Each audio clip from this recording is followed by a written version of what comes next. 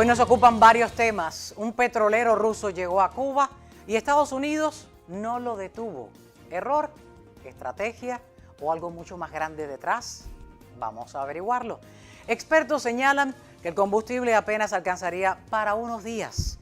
China, por su parte, envía ayuda a la isla y no es suficiente, porque allí siguen al límite. Sobre esto voy a conversar con Carlos Saladrigas, presidente de Cuba Study Group, asesor del programa de estudios cubanos en la Universidad de Harvard y miembro del Diálogo Interamericano.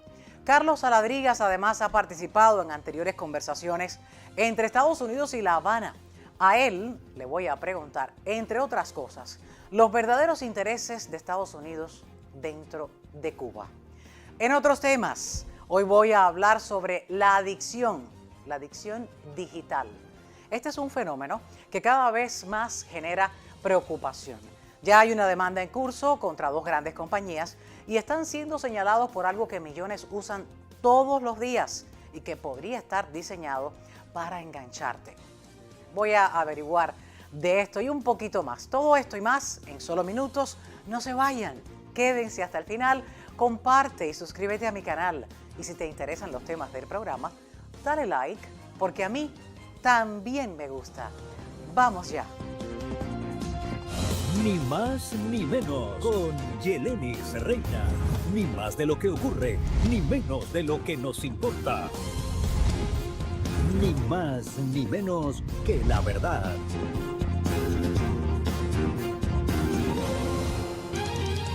Hola, ¿qué tal? Bienvenidos a Ni más ni menos con Yelenis Reina. Gracias por acompañarme a esta hora y comenzar con un tema que por estos días sigue ahí, cada minuto genera titulares y todo el mundo tiene una misma pregunta. Muchos desde Cuba se la hacen constantemente y me escriben en los programas. Yelenis Reina, ¿qué va a pasar? ¿Cuánto tiempo va a demorar? Yo no hago pronósticos en el programa, pero sí tengo invitados que conocen la temática Cuba, la temática de relaciones estadounidenses-Cuba, y por eso hoy he invitado a uno de ellos. Se trata de Carlos Saladrigas, presidente de Cuba Study Group, a quien le doy la bienvenida y me honra y le agradezco infinitamente haya querido aceptar estar aquí en el programa, ni más ni menos para hablar un poco de todos estos temas que relacionan a Estados Unidos con Cuba. Bienvenido, Carlos Saladrigas. Gracias, Yelenis, gracias por haberme invitado. ¿Qué tal? Yo pienso que después de haberle interrumpido esas vacaciones, no estemos tan a mal que haya querido aceptar estar en vía Zoom. Espero que las haya disfrutado y le agradezco una vez más. ¿Por qué quiero decirle a mis invitados por estos días? Pues Carlos Saladrigas ha estado en todos los medios pues dando información de cómo podría ocurrir ese cambio dentro de Cuba. Pero mi primera pregunta no va a venir por ahí, va a venir por la parte estratégica. ¿Por qué? Porque Carlos Saladrigas no solamente es el presidente de Cuba Study Group, tiene una experiencia vasta en este tipo de negociaciones, es una de las voces más influyentes en el análisis de ese futuro entre Cuba y Estados Unidos, ha sido parte de otros diálogos y de otros tipos de intercambio para esa Cuba nueva, para esa Cuba desarrollada, democrática. Y hemos llegado a un punto donde quizás Carlos Saladrigas diga, ya estamos más cerca. ¿Sí o no? Dígame. Yo creo que decididamente estamos más cerca. Y estamos más cerca por dos razones. Una es que ya Cuba ha tocado fondo, o está muy cerca de tocar fondo, y le quedan muy pocas opciones. Y por otra parte, yo creo que la estrategia de los Estados Unidos en este momento, dirigida por nuestro secretario de Estado, me parece que está orientada a llevar a Cuba a un punto donde se sientan en la necesidad de negociar cosas que Cuba necesita, ni siquiera cosas que va a imponer Estados Unidos, sino cosas que Cuba necesita por sí sola y para su propio futuro.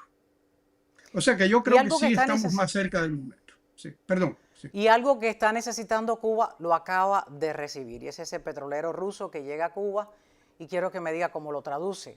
Medios han puesto sus calificativos, que esto no hace ver bien la figura del presidente Donald Trump en estas llamadas conversaciones o contactos, como otros analistas lo han calificado, pero otras personas han dicho, bueno, y él mismo lo ha ratificado, que es parte de una ayuda para evitar ocurra allí una crisis humanitaria total. ¿Cómo usted lo ve, Carlos Saladrigas?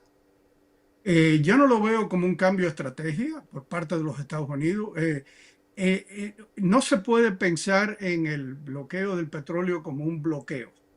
No es un bloqueo del petróleo lo que ha sucedido, sino es más bien como un toll que tú pagas en un expressway, en una carretera. Sencillamente, cada vez que entra un barco de petróleo en Cuba, los Estados Unidos tienen que dar su consentimiento y tienen que saber qué está pasando y a dónde va ese petróleo y qué va a pasar con el petróleo. Es una forma de controlar lo que es la estrategia de los Estados Unidos, no necesariamente de prevenir que todo el petróleo que necesite Cuba no llegue, porque si hacen eso, vaya el caos que va a haber en la población cubana y la crisis humanitaria va a ser de proporciones intolerables. O sea que es más un control sobre el flujo del petróleo que necesariamente un bloqueo total y absoluto del petróleo. Pero este petrolero, al provenir de Rusia, a muchos no le da buena espina de que el presidente Donald Trump pues autorice al presidente ruso a hacer este traslado. No están de acuerdo a pesar de la parte humanitaria que conlleva el mismo envío. ¿Por qué? Porque en el medio de la guerra de Estados Unidos e Israel contra Irán está la ayuda de Rusia a Irán de manera armamentista. Esto es lo que se traduce. ¿Cómo usted pudiera descifrarlo? Bueno, una situación donde Rusia tome ventaja de la situación en Cuba, nadie la quiere y no es deseable para nada, ¿correcto? Pero por otra parte, el presidente está correcto en que esto no le está dando dinero a Rusia, esto le está costando dinero a Cuba, porque este petróleo ha sido una donación, es gratuito. O sea, esto le costó dinero a Rusia. Este petróleo que pudieran haber vendido en otra parte se lo regalaron a Cuba. O sea, de acuerdo, alivia la crisis humanitaria en Cuba, se beneficia el pueblo cubano, pero le costó dinero a Rusia. No es una transacción donde Rusia se benefició. O sea que le costó yo no a le Rusia veo...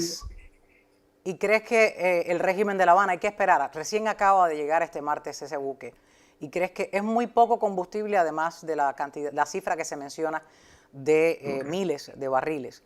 Voy a buscar la cifra exacta en breve. Son 700.000 barriles creo que tiene el carguero. Y eso es unos 2 o 3 o 4 días de necesidad, correcto.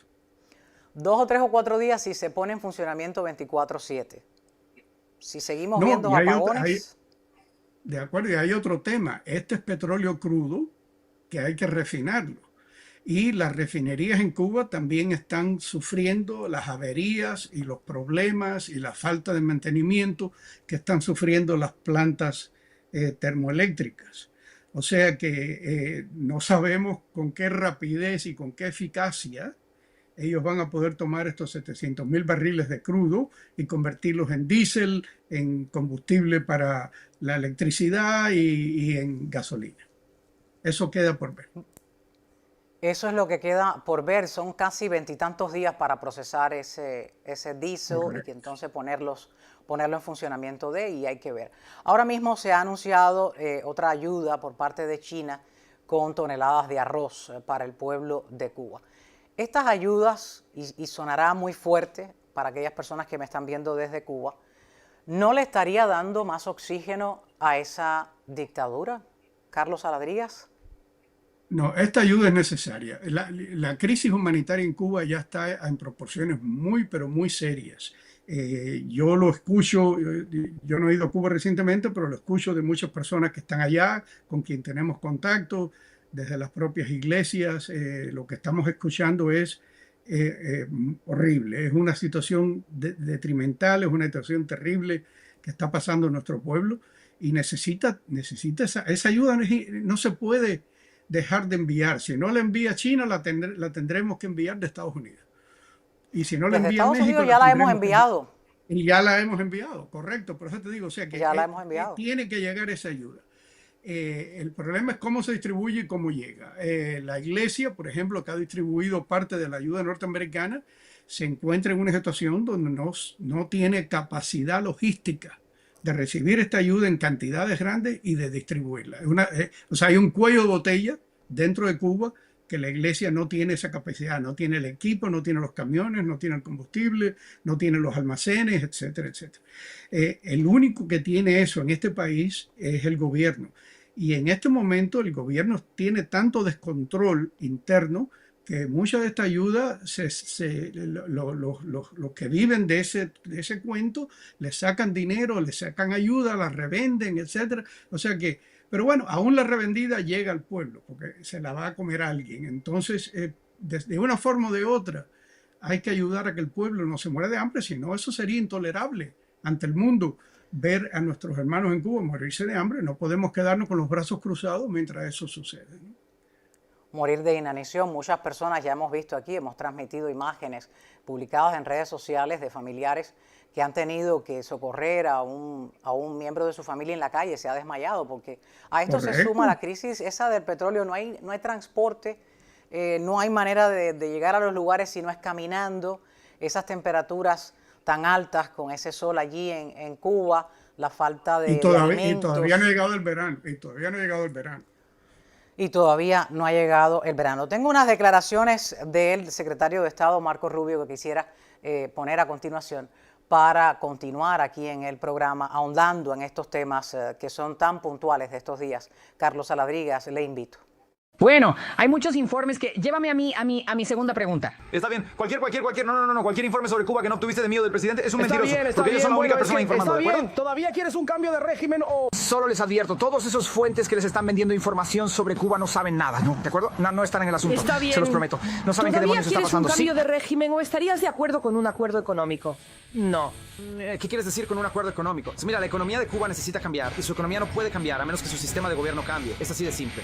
¿Quién va a invertir miles de millones de dólares en un país comunista?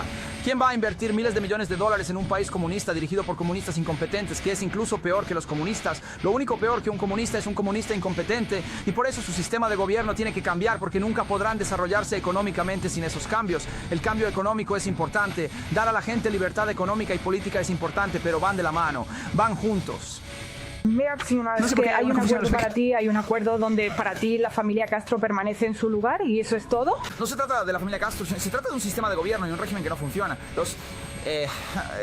Chicos, un par de cosas sobre Cuba. No vine hasta Francia para hablar sobre Cuba. Hablemos sobre Cuba. Perfecto. Estoy feliz de hacerlo porque de hecho hablamos de eso en el G7. No podemos no preguntarlo. No, por supuesto que no. Además, hablamos de eso en el G7, ¿de acuerdo? Todos hablan de estos apagones. Cuba ha estado teniendo apagones todo el año pasado, todo el año anterior.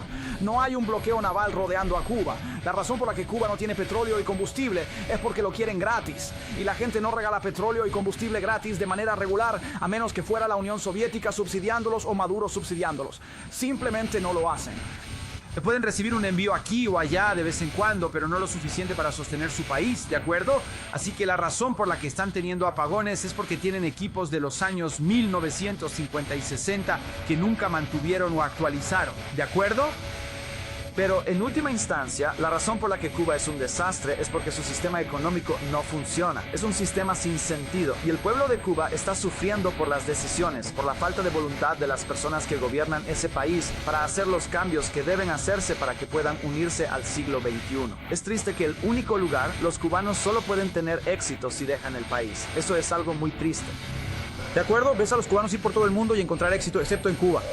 Eso tiene que cambiar, y para que eso cambie necesitas cambiar a las personas a cargo, necesitas cambiar el sistema que dirige el país y necesitas cambiar el modelo económico que está siguiendo. Esa es la única manera de avanzar si Cuba quiere un mejor futuro. Lo hemos expresado claramente y repetidamente durante muchos años y tal vez ahora haya una oportunidad para hacerlo. Veremos. Esto fue durante su arribo a Francia para estas reuniones de emergencias de los cancilleres del G7.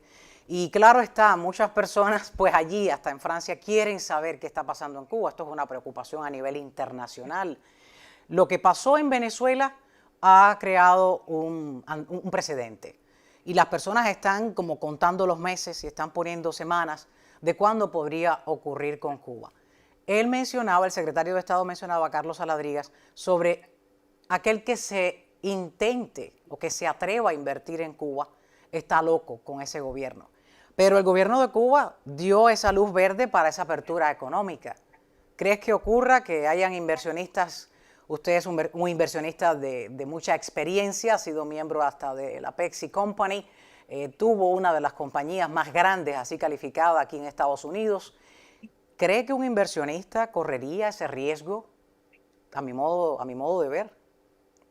Bueno, depende de qué inversionista y de cuánto riesgo estamos hablando, ¿correcto? Por ejemplo, en Cuba existen las pequeñas empresas que toman mucho más riesgo de lo que yo tomaría como inversionista. ¿Por qué toman más riesgo? Porque es la única opción que tienen en Cuba, viven allá adentro, lo conocen, manejan el mercado, se pueden defender muy bien, algunas están ganando buena plata, se saben manejar aquello y funciona muy bien. Esas pequeñas empresas que existen en Cuba son la solución para el cambio. Por ejemplo, en el momento de cambio, cuando ese momento llegue, yo anticipo una explosión muy grande de estas pequeñas empresas con el capital de aquí familiar del exilio, no capital formal, pero el capital familiar, lo que llamaríamos remesa, que se invierten en Cuba en estas pequeñas empresas y van a ser los primeros actores económicos de un cambio significativo en Cuba cuando sucede ese cambio, en el momento que eso suceda. Pero yo estoy totalmente de acuerdo con el secretario Rubio, los inversionistas de peso, los inversionistas de mayor envergadura, los inversionistas más tradicionales, no van a invertir en Cuba en estas circunstancias porque no hay seguridad de la inversión, no hay garantías, no hay leyes, no hay electricidad, la infraestructura está por el piso. O sea, son tantos los factores que para que Cuba sea atractiva la inversión, una inversión más seria, más grande, de mayor envergadura, tienen que hacer muchos cambios. No solo económicos, y ahí coincido también con el secretario, sino también políticos. Tienen que haber cambios políticos, tiene que haber un poder judicial independiente, tienen que haber leyes que protejan la inversión, tiene que quedar claro de que existe y se va a respetar la propiedad privada, tiene que haber seguridad bancaria. Si yo deposito dólares en una cuenta de banco en Cuba, yo tengo que asegurarme que esos dólares estén ahí, que no los usen para otra cosa. A los socios vietnamitas en los últimos meses del 25 le quitaron sus dólares de sus cuentas bancarias. O sea que mientras eso suceda, nadie va a invertir en Cuba, nadie va a poner dinero en Cuba. Por eso es que dice el secretario correctamente de que tienen que ir los cambios económicos, los cambios políticos tienen que ir de mano a mano. Eso no quiere decir que ambos vayan a la misma velocidad, sino sencillamente que tienen que ir de mano a mano. Yo siempre he dicho de que las transiciones como las de Cuba, como la que tiene que pasar en Cuba, hay que pensar como si fuera un tren. La locomotora es la economía. Esa es la primera que va adelante, es la primera que los cambios más importantes que hay que hacer tienen que ser económicos. Pero detrás viene todo un tren que viene trayendo otros elementos de esa transición que tienen que empezar a ocurrir y muchos de esos son políticos. Los cambios políticos pueden ser un poco más gradual. Los cambios económicos tienen que ocurrir más de frente y de pronto. Si no, no tienen impacto. Ahora, quiero que me diga si existe algún tipo de fondo económico para hacer una nueva Cuba, para tener como plan una reestructuración de la nueva Cuba. Quisiera me hable de eso en un momentito, pero me voy a adelantar por ese comentario que acaba de hacer y preguntarle, ¿cree usted que esa locomotora va a poder marchar con ese orden que lo explica, con esa cúpula del régimen cubano, que cada vez más da muestra de que la locomotora económica solo se dirige hacia Gaesa? No mueve absolutamente un dinero para la infraestructura del país, para sus conciudadanos. ¿Crees que ellos van a aceptar eso? Si no están aceptando la salida de allí del gobierno, supuestamente están teniendo conversaciones similares como las que sostuvieron con Maduro, que no acató en su momento debido. Si no la están acatando, y ya estamos hablando de cuántos meses de conversaciones conscientes, estamos hablando de casi 3 meses cuando se dio a conocer que están teniendo contactos, Washington y La Habana. ¿Cree que esta cúpula va a finalmente dejar que esa locomotora se vaya y se dirija hacia el pueblo, hacia el desarrollo de todo el país? Dos respuestas para contestar tu pregunta. La primera es si esa locomotora tiene obstáculos en su vía o si hay demoras en la vía, sencillamente se va a demorar. Y al demorarse, todo este proceso de transición y los beneficios que pueda traer y el costo que conlleva van a aumentar. ¿Correcto? Se va a hacer más difícil recibir los beneficios y van a ser más altos los costos si se demora el proceso. Mientras más el gobierno cubano de transición en ese momento o de transformación, yo casi que prefiero llamarle una transformación que una transición, porque lo que hace falta es transformar aquello desde lo que es hoy hasta otra cosa completamente distinta. Esa transformación requiere rapidez y requiere mucho esfuerzo, y eso nos lleva a la segunda parte de tu pregunta, que es que esta transformación en Cuba va a costar mucho dinero y va a ser muy difícil y va a requerir mucho sacrificio del pueblo cubano. ¿De cuánto estaríamos hablando, Carlos Saladrigas? Bueno, es que la transición, hemos estudiado muchas transiciones, han habido muchas en el mundo, ¿no? Pero, por ejemplo, lo que nos viene mucho a la imaginación son las transiciones de Europa Oriental, que fueron, en cierta forma, fueron las más fáciles. En el momento que ocurrieron, las economías de Europa Oriental no estaban devastadas, estaban bastante funcional.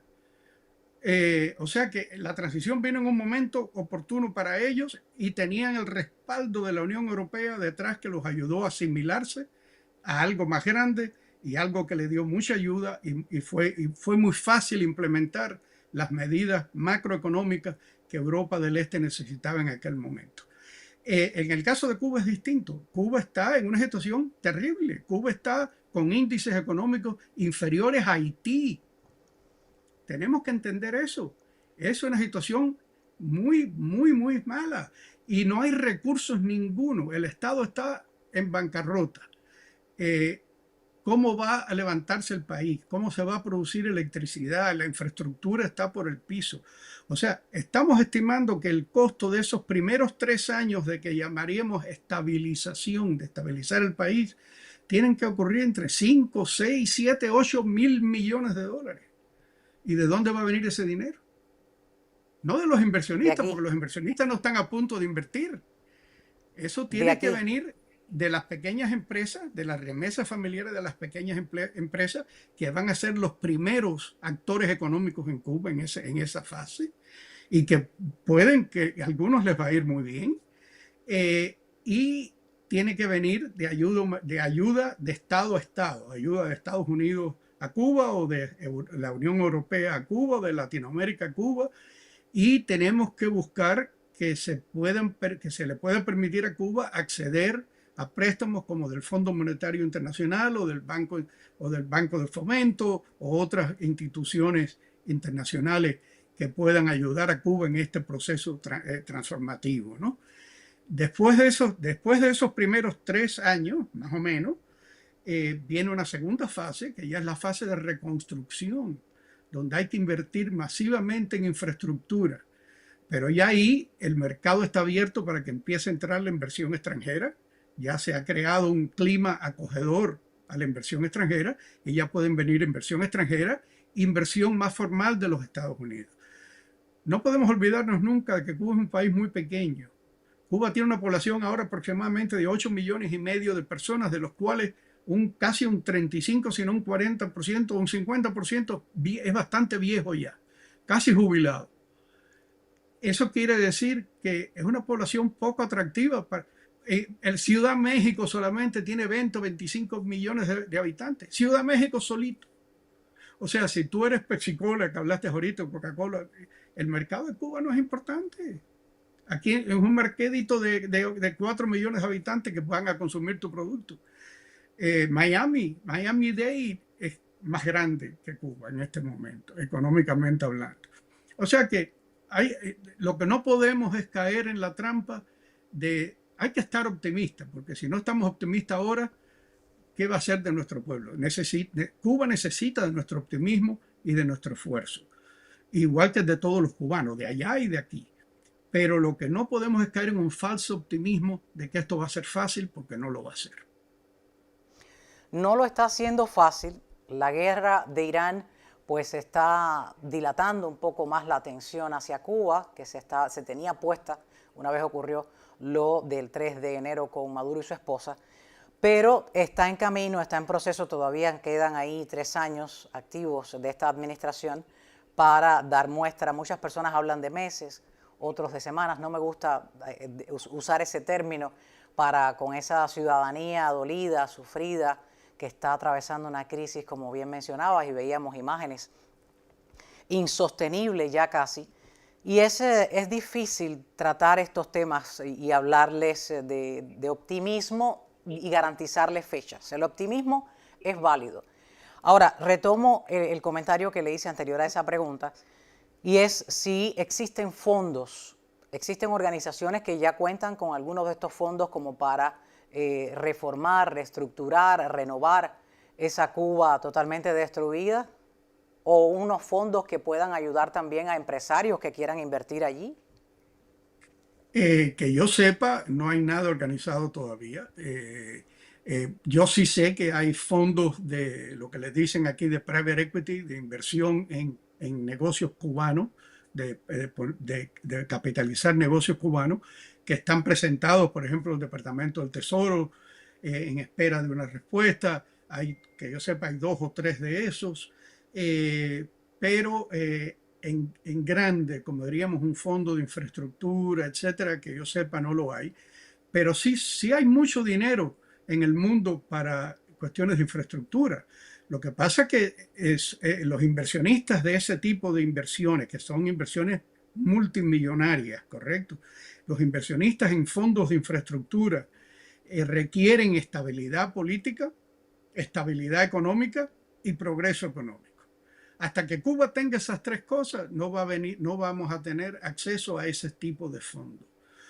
Por eso es que yo digo que el influjo de dinero inicial tiene que venir de una explosión de las pequeñas empresas en Cuba y de la inversión de sus familiares en la diáspora, en Estados Unidos y en España y en otras partes, que hasta ahora son los que han estado invirtiendo en esos pequeños negocios en Cuba. Eso va a aumentar, y va a aumentar en gran cantidad. Yo estimo que pudiera alcanzar hasta los $5.000 millones, que es una cifra muy respetable. Entonces, eso va a crear una actividad económica que va a dar recursos, va a pagar impuestos, que va a utilizar el gobierno de Cuba para pagar su burocracia, para pagar los salarios de los maestros, de las escuelas, de los transportistas, etcétera.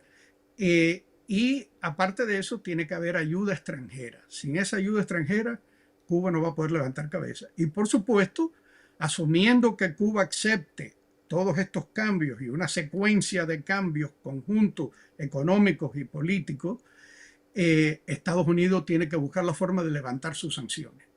Porque una economía sancionada no se levanta. Eso es un buen punto. Yo ese le es un punto iba a que hay que hacer preguntar un al quid pro respecto. quo. Sí, es un buen punto porque no podemos hacer negocios cuando hay una especie de sanción que te impida llegar de manera directa el producto. Tienes que ser a través de un tercer país, ahí se encarecen mucho más las inversiones, claro está. No, y que como Ahora, cubanos americanos sencillamente no podemos invertir. La ley Helms-Burton no nos permite a nosotros, los cubanos americanos que vivimos en Estados Unidos, el cubano en la diáspora que vive en España es otra cosa, pero nosotros aquí no podemos invertir en Cuba.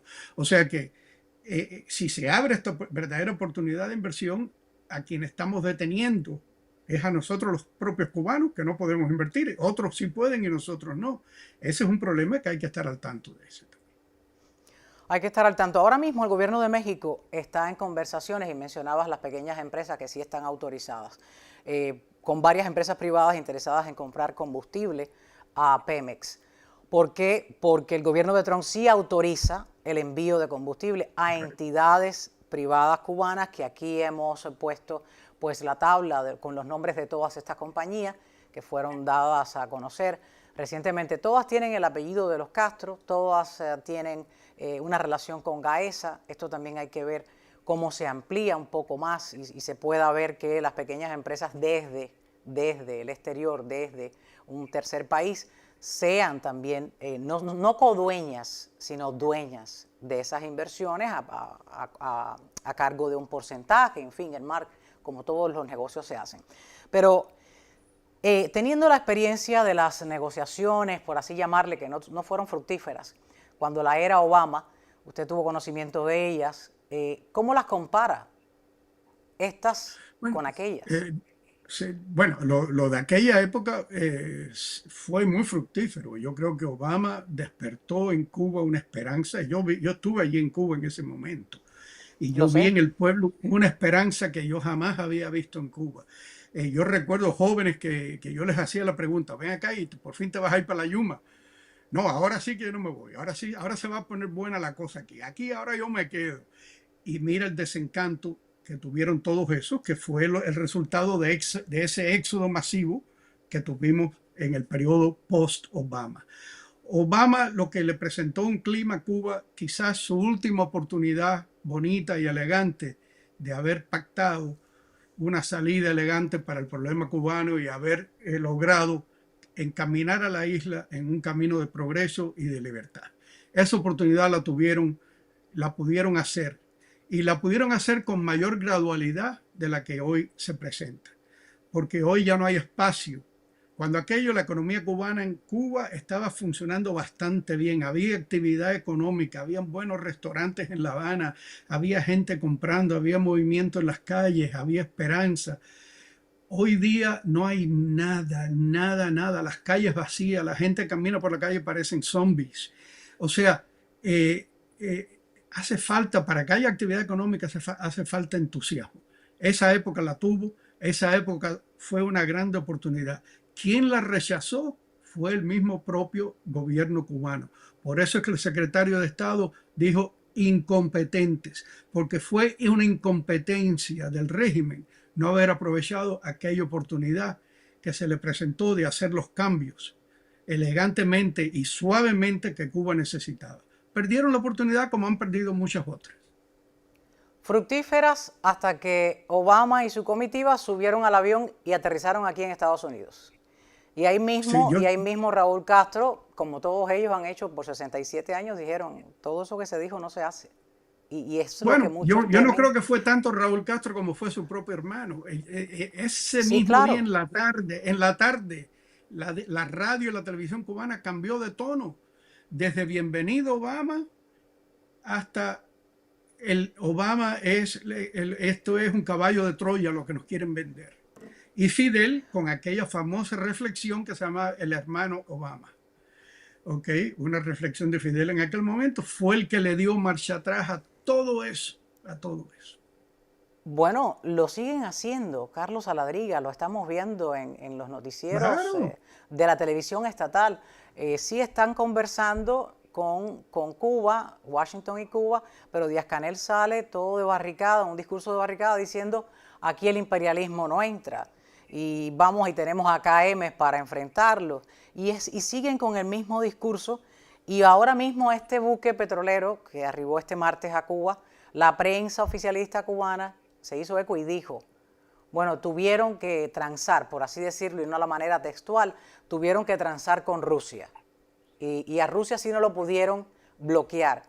No acaban de tener el discurso correcto, el discurso de una manera que vaya a informar a los suyos, porque el mundo no nos engaña, claro está. Y lo estamos viendo y volviendo a ver. Cuando ves el momento en el que Donald Trump cada día que la prensa le pregunta, ¿y Cuba? Dice, estamos más cerca. ¿A qué se refiere cuando todavía está ahí la guerra de Estados Unidos e Israel contra Irán?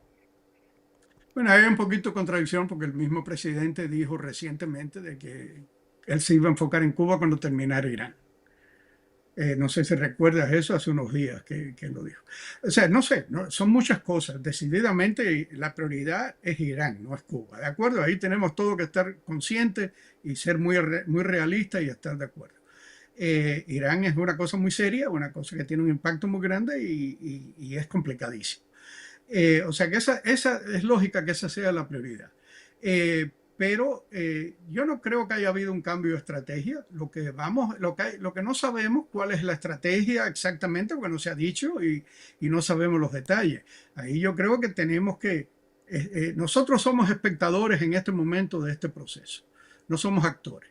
Tenemos que esperar a ver qué se desarrolla Y una vez que se llegue a algo, de ahí evaluar cómo va a ser y qué se puede hacer y cuáles son los riesgos, cuáles son las cosas buenas, cuáles son las malas, y entonces empezar un proceso de participación, por una parte, porque yo creo que debemos participar en este proceso como diáspora, como pueblo cubano que somos, como ciudadanos cubanos que somos, y tenemos también que analizar y entender cómo vienen esos cambios y qué falta, porque lo que podemos entender que no todo se va a resolver en un día.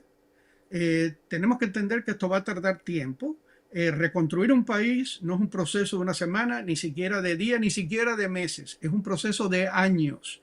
Estamos hablando de un proceso de 10 a 15 años para reconstruir.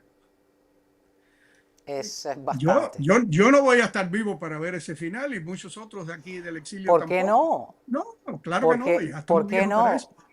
Pero ¿Por qué no? los Claro que sí. jóvenes que vienen detrás, sí, y tienen, por eso es tan importante que haya una gran participación. Y una participación relativa, porque tampoco podemos esperar de que haya un éxodo masivo de Miami hacia Cuba. No lo va a haber. Nadie va a dejar sus vidas aquí ya establecidas por buscarse una vida nueva en un ambiente de aventura, porque va a ser una aventura económica aquello. Puede haber oportunidad de ganar mucho dinero, pero va a ser muy difícil. Entonces, lo que puede haber mucho, aquellos que tienen la capacidad económica de hacerlo, de invertir en algo allá, pero con socios locales, socios que de allá puedan manejar las cosas y que conozcan el entorno y que conozcan el medio ambiente. El que se crea que viviendo aquí hace 60 años, 50, 40 o 30, tú puedes de pronto caer como paracaidista en Cuba y entender el país, está equivocado. No. ¿Okay? Hay que vivir No lo allí para creo. entender aquello y conocer aquello. No lo creo. Entonces, yo que llevo menos tiempo, digamos bastante, fuera de Cuba, no me veo de paracaídas de nuevo allí y entenderlo. Claro que no, claro que no. Y ese es otro de nuestras, en nuestro idealismo, nuestro gran deseo de ver a Cuba libre, etcétera. Yo creo que a veces nos hacemos el coco, como diríamos, de que esto va a ser fácil y desafortunadamente no. Va a ser fácil, va a ser difícil y lento, pero vamos a terminar con una Cuba muy bonita para nuestros nietos y nuestros bisnietos, etcétera, que en un momento dado pudieran algunos regresar a su país de origen. Esperemos que así sea. Una pregunta a modo de cierre, Carlos Saladrigas. ¿Qué les respondería a aquellas personas que dicen Estados Unidos no le interesa a Cuba porque allí no hay nada? ¿Crees que eso es cierto? Sí y no. Es cierto en cierta medida. Como te estaba diciendo ahorita, es una economía muy pequeña. Ponte 4 millones o 5 millones de consumidores. Muy pequeñito.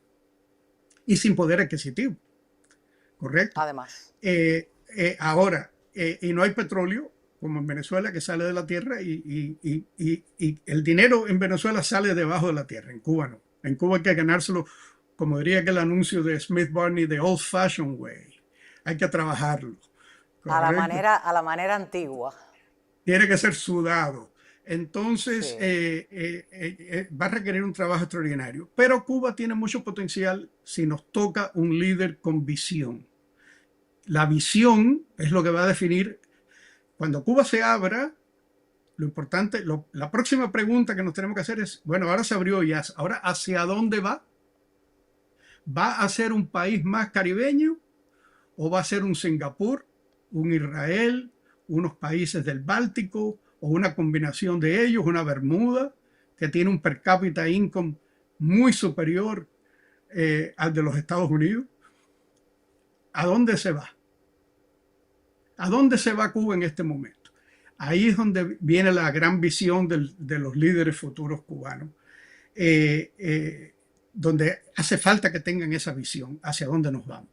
Yo veo una Cuba que se dedique a ser un gran centro financiero, que va a ser un centro, un hub de transporte intercaribeño, un hub de actividad empresarial, un hub de actividad creativa en la tecnología, en las ciencias, en la medicina, un centro de turismo médico regional. Todas esas cosas son factibles en Cuba y pueden crear una Cuba no una Cuba que va a producir millones de millones de millones en petróleo, pero que con el trabajo de los cubanos y de los inmigrantes que vamos a necesitar, porque Cuba tiene que volver a traer chinos, gallegos, todo el que quiera venir para Cuba que regrese, de nuevo, o que venga de nuevo. Y entonces levantar una Cuba con una economía pujante, una economía moderna y una economía creciente, que de aquí a 15 o 20 años nos va a dar una Cuba que va a ser la joya del Caribe de nuevo. Esa sería la visión. Carlos Saladrigas, no solo le agradezco, sino que esta conversación quisiera que le llegara, aparte de esa cúpula, sobre todo al más tosudo del grupo, al dictador designado cubano Díaz-Canel, porque necesita abrir su mente a lo que es de verdad la verdadera empresa de desarrollo, y usted le acaba de dar la fórmula. Hay varios caminos para ese desarrollo dentro de Cuba y esa nueva Cuba, y él aún no lo ve. Y hace falta que lo vea no solamente por él, sino por todo ese pueblo por que se Cuba. lo merece. Le hace falta que lo vea todo el mundo por Cuba, porque si todos vemos lo mismo, sabemos por dónde caminar y sabemos por dónde ir. Muchísimas gracias. Que lo vean por Cuba y aquí estaremos para dar esa gran noticia en su momento llegado. Carlos Saladrigas, mil gracias por estar en Ni Más Ni Menos. Gracias a ti. Reina. Gracias por haberme invitado. Buenas tardes.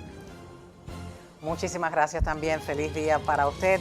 A todos ustedes les invito a que compartan ese link para que otras personas puedan ver entrevistas como estas y también a suscribirse si no lo ha hecho, para que le pueda avisar directamente de manera personalizada, pues ya viene, le avisa como 15 minutos antes, ya viene un nuevo programa de Ni Más Ni Menos con Yelenis Reina.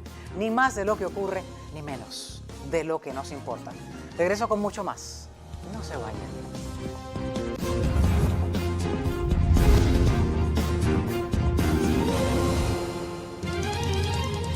A esta hora aquí en Ni Más Ni Menos con Yelenis Reina, usted dirá, ¿por qué hablar de adicción? ¿Voy a hablar de adicción al alcohol, al tabaco? No, voy a hablar de una adicción que muchos padres pues están lidiando con ella y que los adultos la están sufriendo, la están padeciendo y quizás no se han dado cuenta que es una adicción. Voy a invitar, y ya no le voy a demorar más, a mi invitado, Samir Estefan, quien es un experto en tecnologías, tiene estudios sobre la tecnología que si me los pongo a enumerar ahora mismo no termino, porque no es solamente es un creador así nomás de contenido, no, es el creador de una página interesantísima sobre Apple, todo aquello, tiene un podcast y es un dueño de negocios y es el fundador y cofundador de varias plataformas digitales como Softimiza, Botcares, etcétera. ¿Qué nombre ese más interesante para una página, ¿no? Ahí se encuentra de todo. Bienvenido, Samir Estefan, por la primera vez aquí al programa, por acceder. Te doy las gracias y te presento desde ya. ¿Qué tal? ¿Cómo estás? Muchas gracias. Muy feliz de estar aquí contigo. El placer es mío porque hay una noticia que muchas personas la leen y le pasan por encima. Hay dos grandes compañías que son Meta y YouTube que tienen que pagar millones a una usuaria por generarle problemas de adicción. Esto es algo que no se había visto en décadas. Háblame un poco de esta demanda y en lo que consiste. Y quizás, a lo mejor yo soy adicta a YouTube y a Meta, porque como trabajo con esto, quizás ya soy adicta. Háblame un poco de esta demanda y de su antecedente. Seguro que sí. Son dos demandas en realidad. La primera es una demanda cuyo resultado se vio en Los Ángeles la semana pasada, de una usuaria, o mejor, de una mamá de una usuaria que interpuso esta demanda contra las dos compañías diciendo que su hija, que empezó a utilizar Instagram y YouTube a los 6 años, generó unas redes sociales a problemas mentales. Es la primera vez en la historia del Internet que vemos un jurado que dice, oiga, Meta y Google, los dueños de Instagram y de YouTube, son responsables por los daños que a esta persona se le han causado. Y es que dentro del Internet, las grandes plataformas se han escudado en una pequeña sección de una ley del 1996 que dice básicamente que las cosas que la gente postee en medios de comunicación no son responsabilidad de los dueños de esos medios de comunicación. Entonces, es bien interesante este primer resultado porque es la primera vez que un jurado dice, no, no importa quién posteó qué, esta persona tiene unos problemas de adicción por la manera en que ustedes diseñaron estas aplicaciones. Y esos problemas que ella tiene son responsabilidad de ustedes y le han otorgado a ella, son $3 millones más otros $3 millones de compensación. Y digamos que lo importante no es el número, lo importante es que es el primero que servirá seguramente de ejemplo. Precedente para más de 1.500 casos similares que hay hoy en la justicia norteamericana.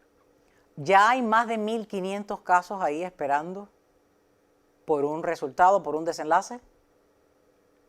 Discúlpeme. Ya hay más de 1.500 casos esperando un tipo de desenlace similar o no a este. Ya hay más de 1.500 casos solo en Estados Unidos en diferentes etapas, que seguramente, dependiendo de lo que ocurra con este y con su apelación, terminarán diciendo, oiga, aquí hay una jurisprudencia.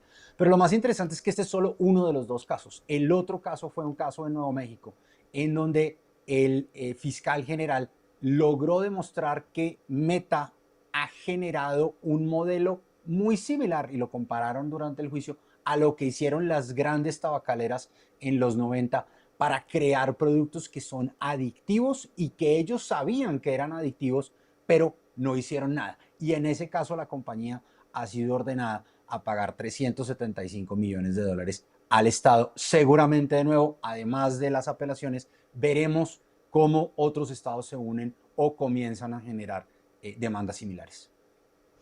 Una de estas demandantes fue identificada como Kaylee G.M., quien demandó a Meta, Instagram y Facebook, que son los dueños de estas dos plataformas digitales, y a Google, el dueño de YouTube. Como ya habíamos mencionado, supuestamente la hicieron adicta desde niña y le causaron depresión, ansiedad, problemas de autoestima, incluso pensamientos dañinos. Ya se había dicho y se había mencionado que las redes sociales crean una especie de adicción. No se le nombraba ni se le calificaba de esta manera tan dura y tan clara. Se le decían, le crea hábito al menor de tener un teléfono en la mano, le crea hábito de tener un tablet, pero es que el mayor, nosotros, usted y yo, siempre tenemos este teléfono en la mano. Y entonces es como que también, si vamos a la otra sala de la casa, pues tomamos el celular como para no darle tiempo a sonar. Y es una tecnodependencia, me decía hace unos días también un experto en ciberseguridad, es una tecnodependencia la que tenemos los adultos. Esto no es responsabilidad del padre desde joven para no llegar a ese punto y que esa persona pues cree esas personalidades de inseguridad, de quizás de inestabilidad emocional y mental. ¿Esto no es una responsabilidad de los padres? Sin duda alguna. Lo que pasa es que es una responsabilidad compartida de quien diseñó una aplicación para que la persona que la está usando se vuelva adicta a usarla, para que necesite utilizarla más. Y por otro lado, de nosotros como padres que no hacemos lo que tenemos que hacer. A mí me gusta siempre usar un ejemplo cuando hablamos del tema de ciudadanía digital para niños. Y es, no conozco ningún padre o ninguna madre que haya lanzado su hijo a una piscina sin primero haberlo acompañado en ese proceso, ¿sí? Y yo creo que aquí pasa lo mismo. Muchos padres y madres cometen el error de entregarle una tableta a su hijo sencillamente para poder almorzar en paz mientras el niño se entretiene con ello. Pero no entendemos lo que eso genera en su mente. Y creo que ahí es donde hace sentido todos estos sistemas de controles parentales que tienen tanto los dispositivos como las plataformas, pero que en el grueso de los casos los padres y madres no sabemos utilizar. Entonces hay una responsabilidad compartida de uno como usuario, de uno como padre o madre, pero también de quienes diseñaron estas plataformas. Y aunque es importante lo que ha ocurrido de cara a Meta y a Google, creo que es más importante caer en cuenta de esa responsabilidad y de uno decir, oiga, ¿cómo hago para, uno, controlar los tiempos? Dos, controlar los contenidos. Tres, participar activamente de la discusión con nuestros hijos de saber qué es lo que están viendo, qué es lo que están jugando, con quiénes se están comunicando. Muchas veces los niños no entienden que ese pequeño avatar de una persona con el que está hablando no es en realidad esa otra No persona. existe. Y vemos en este caso de Nuevo México, un poco era el tema de ustedes han puesto en riesgo a los niños permitiendo el acceso de depredadores sexuales a que los contacten abiertamente. Ese es el riesgo que está detrás de esa pantalla de cristal, que el nombre de usuario tiene un nombre bastante legible, claro y entendible. Pareciera una persona que conociéramos, se llama Manuel, se llama Rafael, se llama quizás Ana, pero la María. realidad es que detrás de esa identificación está otra persona. Como adulta lo vivo a diario. Mi programa sale por YouTube y creamos este programa originalmente para que se transmita en YouTube. Y la cantidad de comentarios que genera cada programa es insostenible poderles responder en el mismo tiempo que se generan, y por eso busco un horario para responder a los que quizás tienen una respuesta lógica. Otros vienen con unos comentarios que son devastadores, pero hay que ser adulto y hay que tener un poco de, yo diría, control mental y tener una estabilidad mental suficiente como para manejar el rechazo también. El llamado bullying, eso un menor no lo tiene. El otro día yo recibí un comentario que me tuve que reír porque quise escribir, pero yo a veces me limito, ¿no? Yo diría que soy muy creativa para las respuestas. Un comentario fatal de un usuario con nombre de hombre a una mujer. Fatal, Samir. Y lo único que se me ocurrió decirle, y no le voy a mencionar su nombre, pero le voy a dar la respuesta, se me le ocurrió, pero dije, es tu tiempo y vale mucho. Y ahora mismo no le vas a dedicar tiempo a las redes porque era mi tiempo fuera de lo que es la computadora. Yo tengo un tiempo fuera de los dispositivos digitales. Y le iba a escribir, tú sabes que iba corriendo a la cocina a cortarme las venas, pero me topé con una copa de vino y estoy brindando porque aparezca tu felicidad, porque creo que va a aparecer y muy pronto. Porque no todo el mundo tiene ese talante, ese desarrollo, esa seguridad también en lo que uno hace y como ser humano para responderle a estas personas, que no lo hago, ¿no? Otros sí se merecen mi tiempo, son personas que ven el programa y demás, pero es muy cruel cómo utilizan un nombre de usuario X para hacer daño a los demás. Y ese es el tema de ese anonimato, ese velo que la gente se pone creando un usuario que no necesariamente corresponde a su real identidad. Pareciera que ahí la gente decide, oiga, ya no existen las consecuencias, ya puedo decir lo que yo quiera, ya puedo decir mentiras, ya puedo generar amenazas, ya puedo hacer de todo, porque al final la gente no siente que sea tan real como pararse enfrente de otra persona y decirle eso. Y ese es uno de esos consejos que siempre le da uno a los padres cuando uno ve a un niño que está haciéndole bullying a otro a través de dispositivos móviles o a través de redes sociales, es siempre preguntarle al niño, oye, ¿tú serías capaz de decirle eso en la cara a la otra persona? Porque automáticamente humanizas ese problema. Pero es un problema cada vez más creciente que lamentablemente no tiene una solución, por lo menos en el caso de Estados Unidos, no tiene una solución, digamos, a corto plazo, porque no vemos que las autoridades estén buscando un mecanismo, por ejemplo, de asegurar que las identidades de las personas hacen match contra lo que tienen en redes, o no vemos tampoco que haya de verdad un impacto real ante amenazas que se hacen de manera anónima en redes. Algo que quería preguntarte, y es el impacto que pueda tener esta demanda y las subsiguientes, teniendo en cuenta que ya hay un número bastante alto archivadas ahí en manos y bufetes de abogados. ¿Esto pudiera tener un impacto en lo que es la cotización en bolsa de estas dos grandes empresas, como es el caso, y mencionamos de nuevo, para aquellos que acaban de sintonizar, se empapen con el tema del cual estoy conversando con mi entrevistado? Estoy hablando con Samir.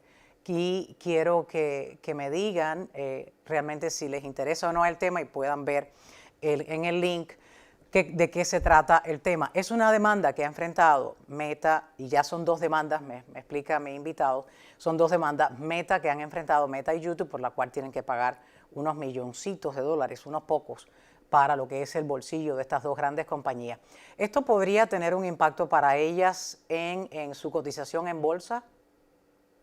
No hoy, Y no hoy precisamente por lo que mencionaste ahorita, 375 millones de dólares para Meta pues, no es nada, ¿sí?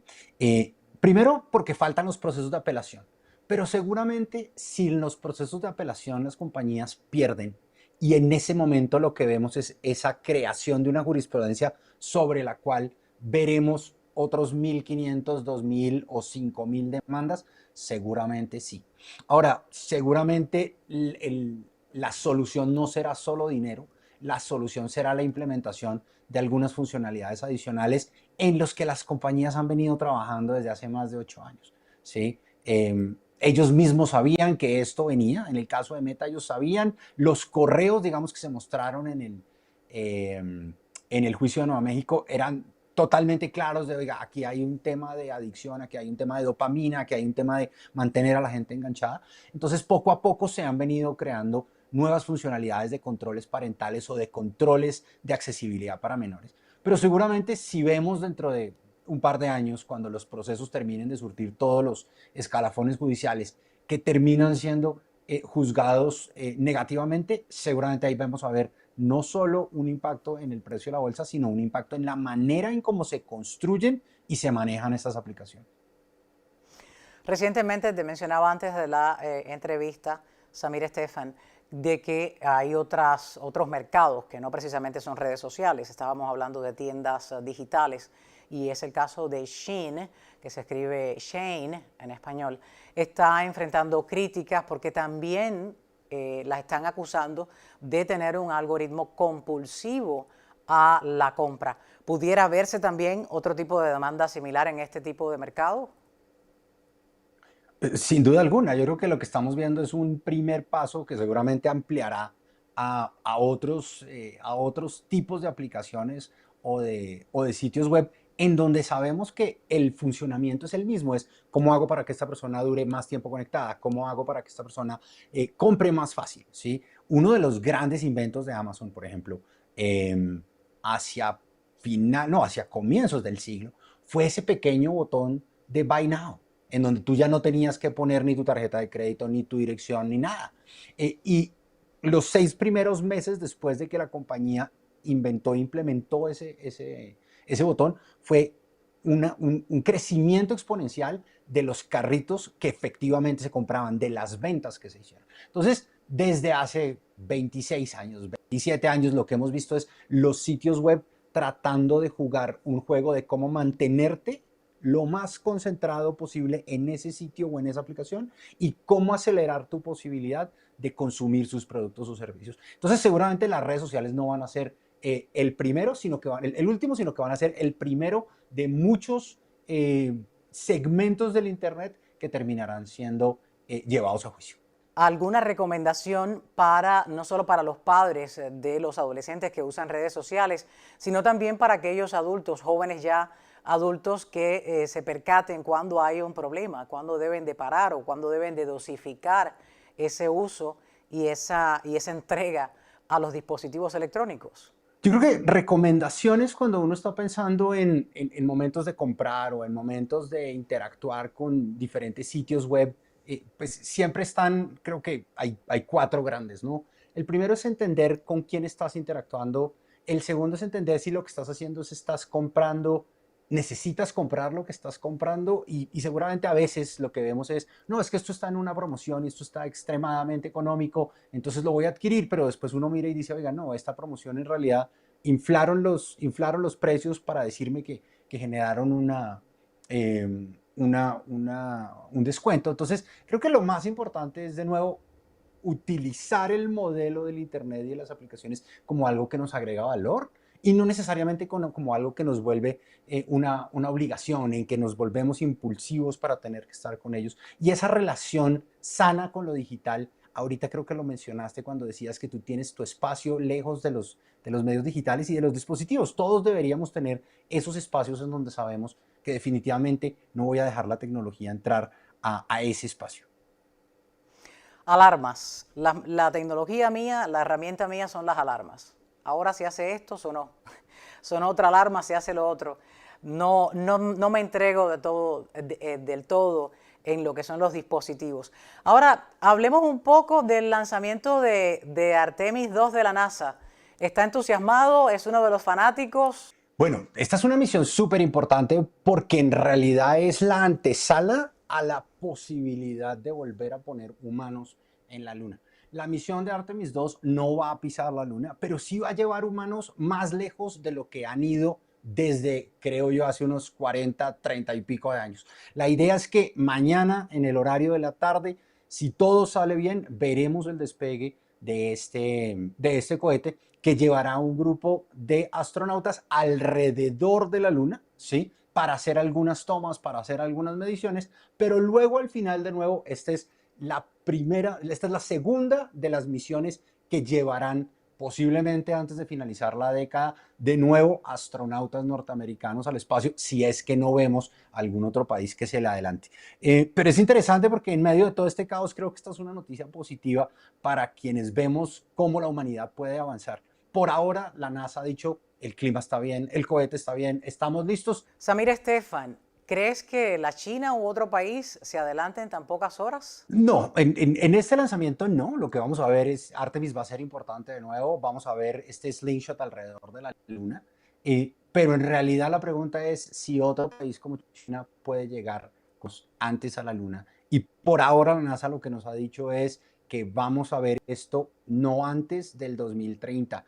Y entonces la ventana está abierta porque 4 años sí pueden ser una ventana suficientemente grande para que el programa espacial chino ponga una persona en la Luna. Entonces, ese es el riesgo que está corriendo hoy Estados Unidos, luego de que pasó por una temporada en donde no tenía sencillamente los mecanismos propios para mandar personas a la Luna, astronautas a la Luna. Entonces, vamos a ver qué pasa de aquí a 4 años. Por ahora, esta misión es súper clave para eso. Bueno, pero estuvimos en la Luna anteriormente. Yo dudo de todas estas cosas, ¿sí o no? ¿Estuvimos? Yo sí creo. Ahora, es muy extraño que hayamos estado y no hayamos vuelto, pero sí creo que estuvimos. Ahora, lo interesante va a ser qué tan rápido vamos a poder volver, derivado de lo que hagamos mañana con esta misión. Con tanto desarrollo en nuestra tecnología, me cuesta pensar que estuvimos y ahora nos estamos atrasando un poco más. Así soy de escéptica con lo que no existe. Yo con lo que no existe soy muy escéptica y con lo que me muestran y ahora le está dando trabajo, pues me pongo aún más. Yo soy de las que pisa la tierra. Los aviones me dan un poco de miedo, con eso te digo que lo de los cohetes y demás no me entusiasma, pero sí que hay una comunidad pues muy presta a seguir estos desafíos del desarrollo de la humanidad en el espacio. Muchísimas gracias, Samir Estefan, experto en tecnologías, desarrollador de plataformas digitales. Es una persona que conoce mucho, pero mucho lo que hace y además es un financista experto. No se ha cambiado del mundo del dinero a la tecnología por gusto. Algo grande está ahí. A ti. Y yo ahí lo estoy viendo. Gracias. Te espero en un próximo espacio. Gracias a ti, gracias por la invitación. Ok, gracias. Chao. Un placer, gracias. Le invito a que compartan el link del programa, que comenten para poder leer sus comentarios en un próximo programa y que se queden ahí, porque ya vengo a leer sus comentarios.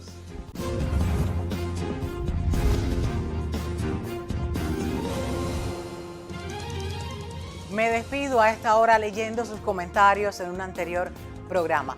Vamos allá y voy a leer el primero, es de Dora Sosa Pereda. Escribió: saludos Yelenis y todo el equipo. Gracias, Dora Sosa. Gracias para ti, corazoncito, que te van a dar desde ya, ahí lo tienes. Caridad Rondón comentó: buenas tardes Yelenis, gracias por tus excelentes programas. Gracias a ti, Caridad, por tomarte tu tiempo, verlo, compartir, y si no te has suscrito, pues ya es hora. A Reinaldo Bayol, voy a leer lo que acaba de escribir. Dice: hola señorita, muchas gracias por las informaciones, salud, libertad y democracia para el pueblo cubano. Ahora, lo comentó hace 3 días. Gracias Reinaldo por comentar y ver el programa. Yolanda González escribió: y para nosotros es un gran placer ver y escuchar a Alejandro Ríos. Le haré llegar tu comentario, Yolanda, gracias.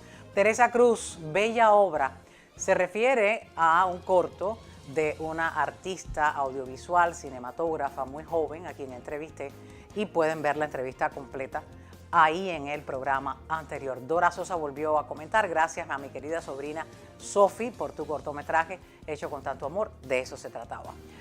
Flexibel Gutiérrez, o Félix Abel Gutiérrez Sosa, dice: grande mi sobrina, gracias. Marcos Gómez comentó: mi productor, qué bello animado de esa joven cineasta, tiene estirpe de triunfadora. Gracias. Yolanda González, gracias. A Dayimi Martínez, gracias.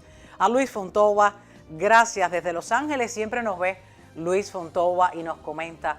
Gracias Vivian González, gracias a Mari Díaz, a Yamila Pérez, a Cuaretz. Sí, ese es el nombre de uno de quienes me ven aquí por YouTube y comentan en el programa. Gracias a todos ustedes por ser parte de nuestra comunidad. Si no se ha suscrito, este es el momento. Hay un link donde solo lo toca y con un solo clic ya es parte de Ni Más Ni Menos con Yelenis Reina. Ni más de lo que ocurre, ni menos de lo que nos importa. Les espero en un próximo espacio. Hasta la próxima.